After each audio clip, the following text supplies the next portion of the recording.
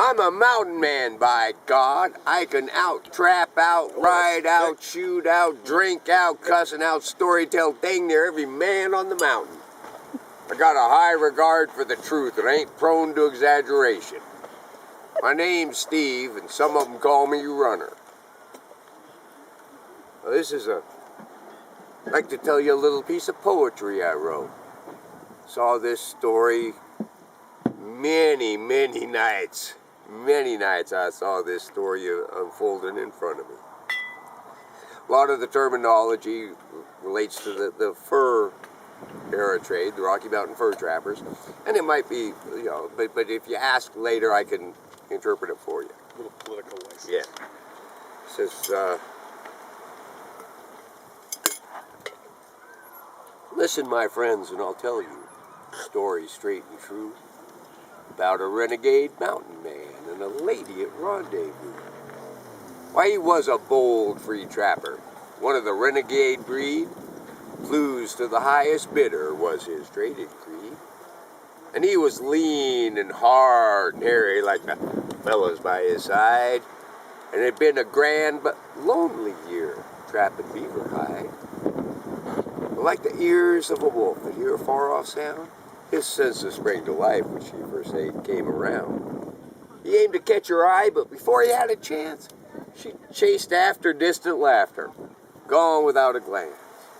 Well, another drink, another chaw, another far-fetched tale told. The shining times of Rendezvous had him in its wondrous hold. And he partied hard, and he parlayed long, and dawn brought lots to do. It was the last day for trading at this year's Rendezvous. Well, setting in supplies enough to last a year is fun. I need heaps of lead and powder, and some flints for my gun. And now for trading fodder, give me some beads and that silver bell. And I know it ain't this trading makes my head hurt like hell. Well, fill your cup and drink it down, was yelled round the fire that night. 'Cause we will all be parting ways come the morning light. And then she was beside him, and a smile split his face. And he stumbled as he stood up and offered her his place. Well, she wasn't a young maiden, and she weren't no cut-nose squaw, but she was so much woman it made his tongue stick in his craw. Well, she smelled like a mountain meadow, all fresh and fast to bloom, and he smelled like sweat and whiskey and a whiff of beaver doom. Well, she was a Lakota woman, at wit's end for what to do. She was lost in awe and wonder at her first rendezvous. She said, it's late, I'm cold and tired, and my lodge is far away. I only want to sleep if there's a safe place I can stay. Why, he answered with a sinking heart, my buffalo robes are near, and I promise you, ma'am, that there ain't a thing to fear.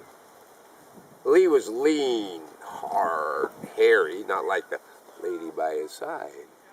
But in his lonely heart, a spark of gentleman did abide. Well, sweet dreams, ma'am, he said, as he closed his bloodshot eyes. And then he dreamed that he heard the soft echoes of her sighs. Well, the ruckus of the pack train woke him up the next day, and she wasn't there to hear what he longed to say. Did you ever try to throw a buffalo by the tail? That's the luck he had when he tried to find her trail. Now he's setting out his traps, wading in icy mountain streams, wondering if he'll ever see that gal who haunts his dreams. And he's lean and hard and hairy and lonely, wet, cold, and that ache deep in his bones, it ain't from being old. He's always watching his back trail, being wary of attack, and a hoping and a praying that he will make it back. Come the spring, then rendezvous! Lord, it would be swell, 'cause he'd purely love to give her that pretty silver bell. So, friends, that's the story. And I can swear that it's true. Because mountain men have always looked for women at rendezvous.